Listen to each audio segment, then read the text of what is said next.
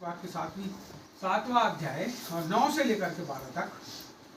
इसके बाद मैंने दृष्टि की और देखो, हर एक जाति और कुल और लोग और भाषा में से एक ऐसी बड़ी भीड़ जिसे कोई गिन नहीं सकता था, श्वेत वस्त्र पहने और अपने हाथों में खजूर की डालियां लिए हुए सिंहासन के सामने और मेमने के सामने खड़ी है और बड़े शब्द से पुकार कर कहती है, उद्धार के लिए हमारे परमेश्वर का जो सिंहासन पर बैठा है और मेमने का जय जयकार हो। और सारे स्वर्गदूत उस सिंहासन और प्राचीनों और चारों प्राणियों के चारों ओर खड़े हैं। फिर वे सिंहासन के सामने मुंह के बल गिर पड़े और परमेश्वर को दंडवत करके कहा, आमीन। हमारे परमेश्वर की स्तुति और महिमा और ज्ञान और धन्यवाद और आदर और सामर्थ और शक्ति युगानुयुग बनी रहे, आमीन। बोले यीशु मसीह की जय। यहाँ पर जो 7वां अध्याय है, इसमें 2 प्रकार की भीड़ दिखाई देती है। पहली जो भीड़ है वो यहूदियों की भीड़, जो इजराइल के गोत्र हैं, 12 गोत्र, उन 12 गोत्रों की भीड़ दिखाई देती है। और वो 12 हजार करके टोटल 12 गोत्र के लोग हैं, 1,44,000। और उसके बाद यूहन्ना एक दृष्टि को और देखता है, एक और स्थान को देखता है, एक और दर्शन को देखता है। वो लिखता है यहाँ पे, इसके बाद मैंने दृष्टि की और देखो, हर एक जाति और कुल और लोग और भाषा में से एक बड़ी भीड़ जिसे कोई गिन नहीं सकता था। क्या बोल रहा है? वहां उनके अंदर कुछ बातें हैं, इस पद के अंदर कुछ बातें हैं जो वहां पे ऐसी लिखी है। पहली बात बोलता है, एक जाति, हर एक जाति, हर एक जाति। वहां ऐसा नहीं लिखा है कि एक ही जाति, वहां ऐसा भी नहीं लिखा है कि केवल इजरायली, क्योंकि इजरायलियों की गिनती पहले कर लिया। उसके बाद बोलता है हर एक जाति, दूसरी बात, और कुल। आप कौन से कुल के हो? कई लोग कुल पूछते हैं, आपका कुल क्या है? तीसरी बात, और लोग। और चौथी बात बोलता है भाषा में से एक बड़ी भीड़। और भाषा, हर एक कुल, हर एक गोत्र, हर एक भाषा की एक बड़ी भीड़ जिसे कोई गिन नहीं सकता। यहूदियों की गिनती हुई, इजरायलियों की गिनती हुई, कितने लोग हुए? अब इनकी गिनती हुई तो कितना गिन रहा है? वो बोलता है जिसे कोई गिन नहीं सकता। मैं बताऊं, आकाश पे इतने सारे तारे मेरे को दिखाई दे रहे थे, यानी जो रात को हम देखते वैसे नहीं। कैसे थे वो तारे? बहुत सारे थे, पास पास में उस आकाश में वो तारे, पास में, उसको कोई गिन नहीं सकता। लेकिन यहाँ पे जो गिनती इजरायलियों की उनने किया, गोत्रों की किया, उसको लोग उनने गिने, और जो गिने 1,44,000। लेकिन यहाँ पर आपके और मेरे जैसे लोग, अभी बहुत बड़ा झूठ चल रहा है और बहुत सारे लोग इस बात को मान भी रहे हैं और बहुत सारे लोग बहुत सी बातों को करने के लिए बाध्य भी कर रहे हैं।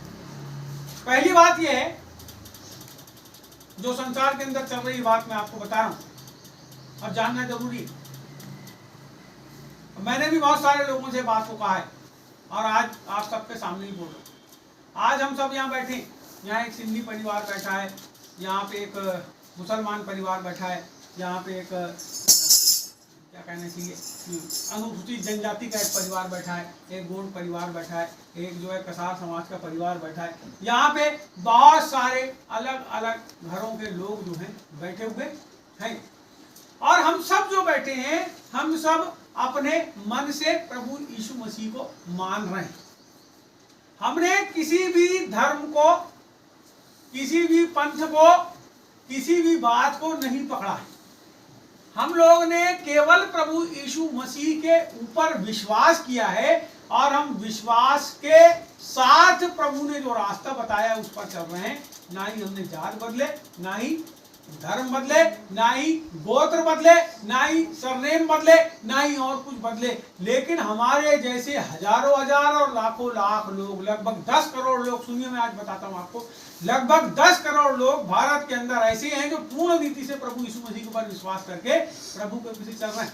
मैं जिन लोगों ने अपना धर्म ईसाई लिख लिए, मैं उनकी बात नहीं कर रहा हूं, लेकिन मैं उनकी बात कर रहा हूं जिन्होंने अपना ना धर्म बदला ना जाति। उतने कितने लोग हैं वो? लगभग 10 करोड़ लोग। ये तो भारत की गिनती है, लेकिन जो मर गए उनकी गिनती कहां है गिनती?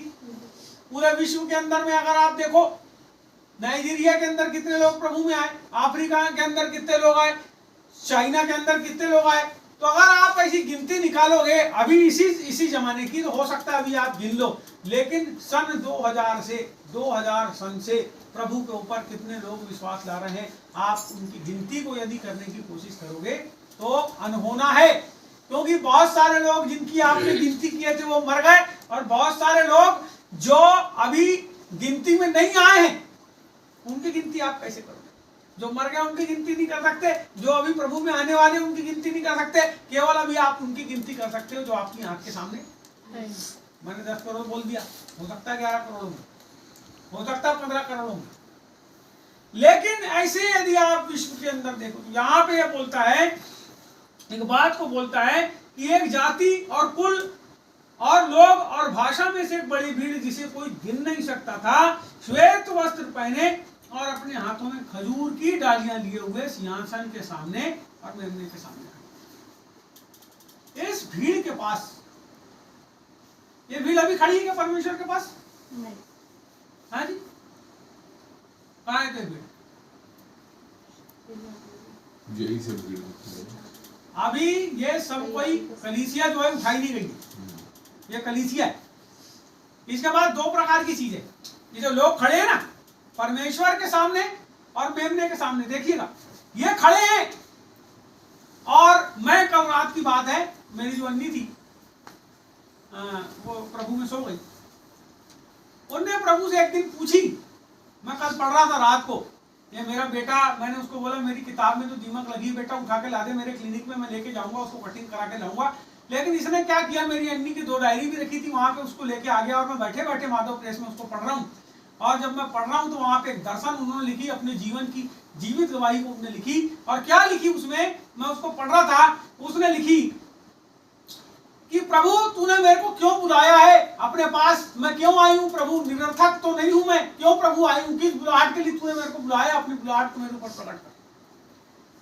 और जब वो ऐसी प्रार्थना कर रही है तो प्रार्थना करते करते वो रात को कई बार 1-1, 2-2 बजे तक प्रार्थना करती थी और सो जाती थी। और वो कहती है कि मैं उसके बाद सो गई, और जब मैं सो गई बहुत अच्छी नींद आई, और जब नींद आई तो मैं क्या देखती हूँ कि एक बहुत बड़ा, कई किलोमीटर बड़ा एक मैदान है, और वो जो मैदान है उसमें लाखों लोगों के बैठने की जगह है, और वो जो है 3 तरफ से ऐसे पहाड़ हैं, और पहाड़ के ऊपर भी लोग बैठ सकते हैं, और एक बड़ा मंच जो है वो सामने की तरफ में देखती हूँ बोलती है।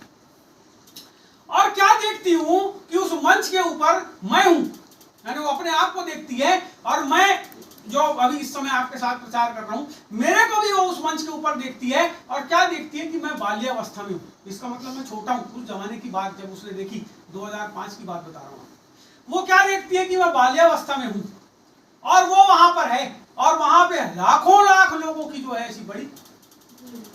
सवेरे जब वो उठी तो कहती है कि परमेश्वर तेरा मैं धन्यवाद करती हूँ कि तूने मेरे ऊपर प्रकट किया कि मेरे को किस प्रकार की सेवकाई करना है, तेरे पास बहुत सारे लोगों को लेकर के आने की सेवकाई। और मैं को भी वो उस मंच के ऊपर देखती है, सुनिए उस मंच के ऊपर 2 सिंहासन है।